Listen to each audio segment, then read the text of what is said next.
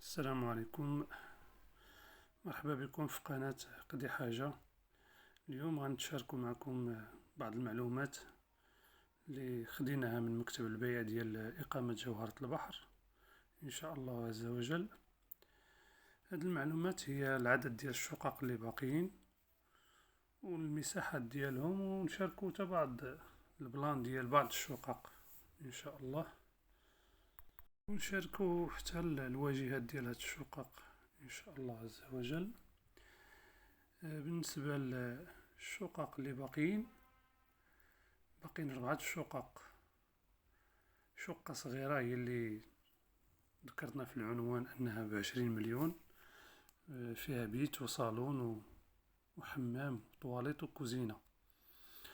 و3 الشقق ما بين 52 حتى 55 مترو، هادشي اللي فيهم. وهادو كلهم يعني الاتجاه ديالهم اتجاه الشمال، يعني قنيطريين، يعني الشراجم ديالهم كيشوفوا جهة قنيطرة، وكلهم في الشطر العاشر.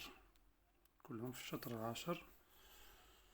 هاد الشقق هادو سفليين، يعني كلهم سفليين، كلهم ريتشوسي.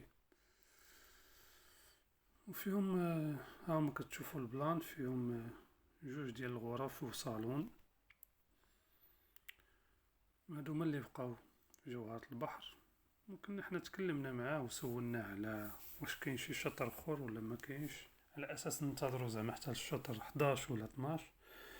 قال لي بانهم هما غيتوقفوا، يعني ما يكون حتى شي شطر اخر زايد. واحد المعلومه اللي قال والله اعلم يعني على العهده ديالو، هو ان الدوله غترفع الدعم على السكن الاقتصادي. يعني ما يبقاش السكن الاقتصادي، غيولي السكن اللي بنا شي حاجه يبيعها بالنسبه للمقاولين. هذا هو الامر، هذه هي المعلومات اللي كاينه. يعني اخر يعني ما كاين هو هذا. 4 شقق، شقه فيها بيت وصاله وكوزينه وحمام وطواليت، و3 فيهم 2 بيوت وكوزينه، وكلهم سفليين وكلهم قنيطريين في الشطر 10. والسلام عليكم ورحمة الله وبركاته.